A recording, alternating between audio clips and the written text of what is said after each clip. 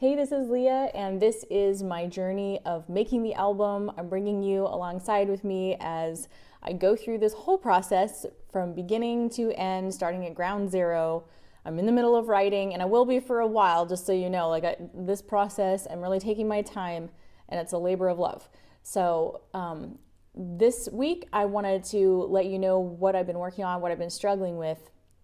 One of the things that's been a little bit difficult is I've been a little scattered, working on a few different songs, and they're all at various different stages.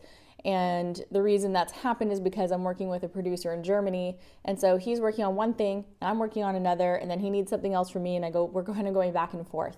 And we're primarily communicating through Skype and email. Skype is kind of the main thing that we're using, just our chatting back and forth, sending ideas back and forth, files. It's easy enough to hop on video if we need to. And so that's working all right, but it does make me feel a little bit scatterbrained creatively from a creative standpoint and from a mental bandwidth standpoint, but that'll work itself out, and soon enough we'll kind of be working more or less on like one or two songs at a time. One is ideal. That's my favorite thing, is just working on one song, getting it done, moving to the next. But sometimes the ideas start happening, and before you know it, you want to get them out before you lose them. So that's what happens. Previously, I told you about how he wanted me to learn how to program drums. And although I have programmed quite a bit of percussion in the past for past albums, I've never actually taken on drum programming, where it's a real drummer type thing, a program, and, laying out how I want the whole song to sound like. And I just have never felt like I know anything about drums. And, it turns out I do. But it's funny because when you first start to use a new instrument or new program, it's also like opening a can of worms because you have a tendency to go a little overboard. And it was funny because my producer's like, I think your drummer sounds a little hysterical, and no drummer can ever play that. So I was like, okay, just bear with me. I know I went over the top, but I'm in the baby stage of novelty item. And yeah, I made my drummer play things that no drummer can realistically play. So I'm just going to tame this down. My drummer is going to he's going to take a chill pill, and then this will work out. So, that's just what happens. So when you're playing around with something new. So I've learned about that. Something on a productivity note this week, something I've started using is Postit notes. Postit notes. And there's a few different things I've had to tackle. And there's a lot of details and steps involved in what I want to tackle. So I think the easiest way is to sometimes just write it out in a bright color and smack that on your computer screen where it's in your face. So one of the things I have here is a to-do list of what I need to get done and in the priority, in the right order. So I have listed here, what I need to do today is finish recording my new demo vocals for this one song, and then I need to export that and upload it to the server for my producer so he can go through it. Then number 3, I'm going to return to the other song I was working on and tame down my drummer. He's going to take a chill pill. And then after that, I need to finalize my demo vocals for that song and repeat that process. And then after that, I need to go back and approve some stems for a previous song we finished. And before we, get it ready for drummers and real guitarists and all of that, I just need to approve that. And then after that, I'm going to jam on some new ideas. And I also have a reminder to color every day. I know if you haven't watched the previous videos, you're like, huh? But coloring, I've been talking about how to break through writer's block. You should go back and watch those other videos if this is the first one you're watching, because I talk about the struggle I've been having with writer's block. And one of the things I'm doing every day or whenever I get a chance is to sit down and color in one of those adult coloring books. So whether it's doodling or whatever, it's all part of a specific technique for coming up with new ideas that are already rattling around in your brain, and they haven't bubbled up to the surface yet. And let me tell you, coloring and sitting there and doodling and coloring in a book, it feels so counterintuitive, so counterproductive. I literally have to convince myself that this is actually a good thing and that I'm not completely wasting my time. And when I could be, spending that time with my kids or, making dinner or something. That is not instinctively what I would ever do with my time. And so I have to be very intentional and actually put it on the list. I need to do that so that I can come up with the other ideas that are waiting to bubble up to the surface. And so I explain all of this technique in previous videos, so you should go through and watch that if this is the first one you're watching. Okay, so I have my to-do list. The next one I have is a list of tips I've written for myself as I am trying to achieve a certain level of vocal precision and vocal technique. I'm still taking my vocal lessons every week, which is a really good thing. It's a little bit of a diversion from my focus on writing, but I feel like I need to be using this time to get my vocals in peak performance condition before I ever step foot in the studio. It's like an athlete training for months and months and months before they go to the Olympics. You don't all of a sudden start training a week before it's the Olympics. No, that's too late. You're gonna not perform at your best when you go to the Olympics. You got to start months ahead of time. And I'm learning the muscles and the coordination in your vocal cords are no different than any other muscle in your body. They need training. And I'm learning a lot. My vocal coaches taught me that it's like going to the gym. There's all kinds of muscles and stabilizer muscles in your vocal cords where it's like doing one-arm push-ups, or it's like the first time you go to do a bench press and your body's not used to it, and there are certain muscles in there that are not strong yet. And when you do that 1 rep max on the bench press, your muscles shake. They shake because they're not strong yet. And it's very much similar in your vocal cords and with the coordination that needs to happen to get the result that you need. So I'm learning I've got to write these tips out for myself. So here's a few of them that I have written down. One of them is smile right before I go to sing or record something. And the reason is when you're thinking hard about technique, your body and your face has a tendency to frown or look quite serious, and that means you're thinking with the left side of your brain. You're thinking about the technique, and you'll see a lot of guitar players playing on stage and they have a furrowed brow. And it's because they're thinking about their technique. It's not so second nature to them that they can just smile, have a good time, not think about it.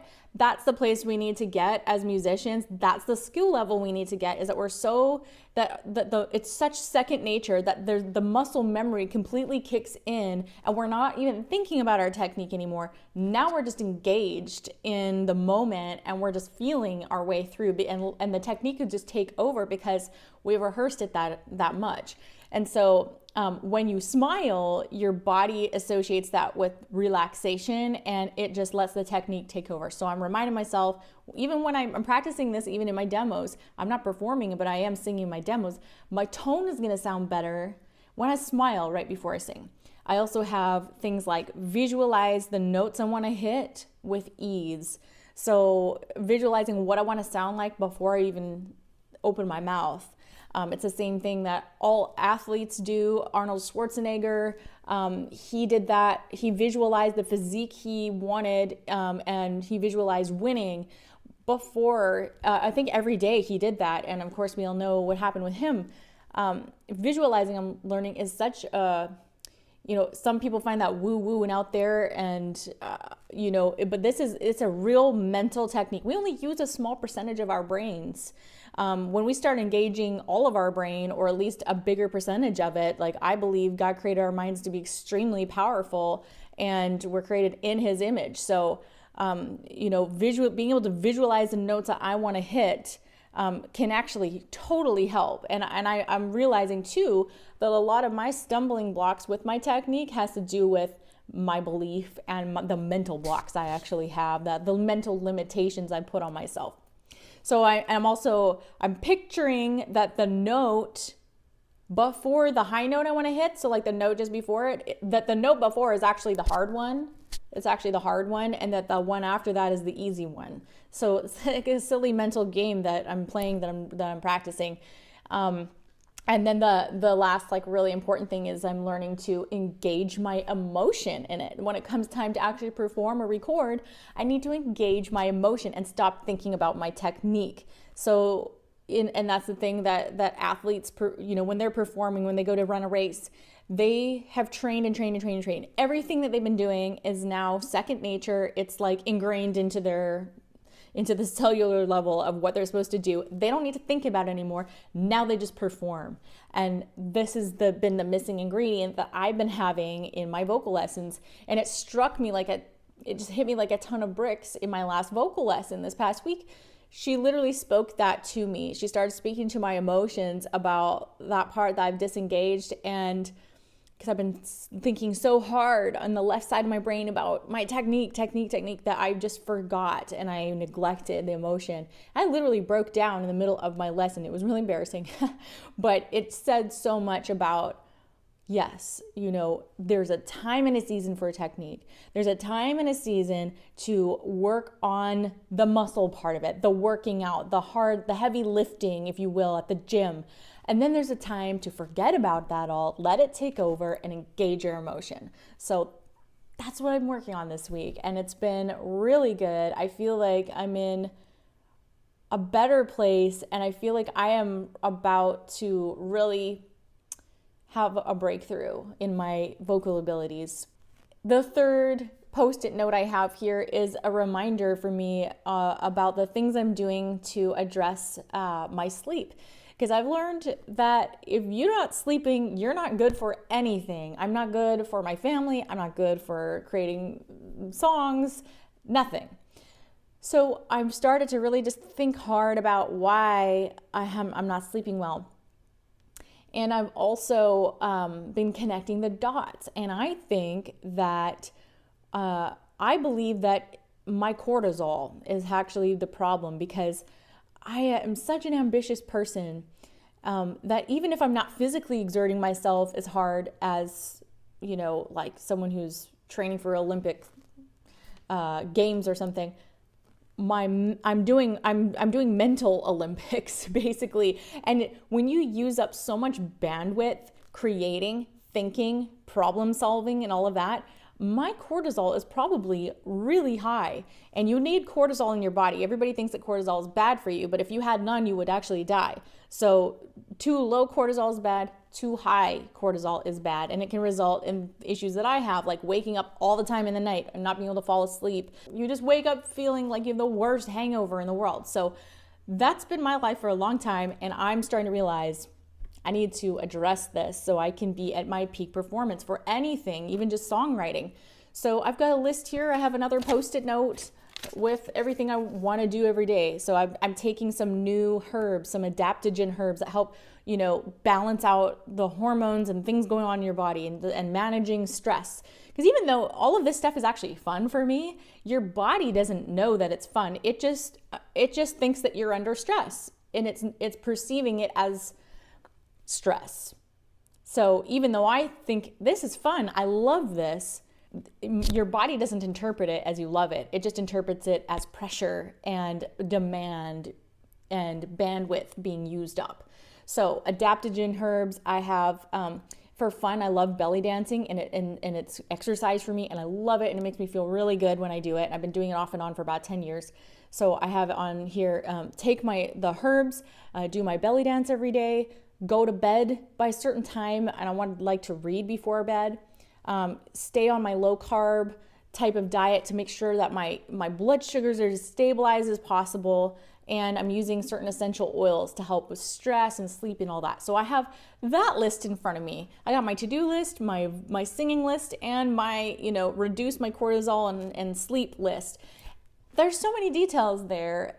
I mean, how could anybody remember all those things at any given time throughout the day? You just can't. So the best way I can think of is to just write it down on a Post-it note, stick it on your computer monitor or wherever you're going to see it, and then it's there in front of you and you won't forget it. It takes the pressure off for me to remember what to do. I can, as soon as I come down here in the morning and I'm looking at this, it's all in front of me, and I just do what the list says.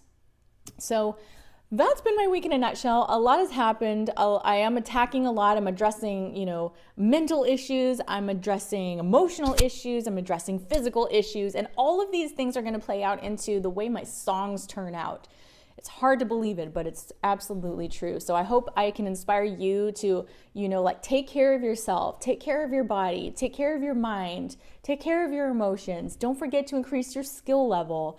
And then don't forget to engage your emotions in whatever you're doing. And it's going to make for an amazing result, whatever it is you're doing, wherever you're at. So I hope this was an encouragement to you, and I look forward to seeing you next time.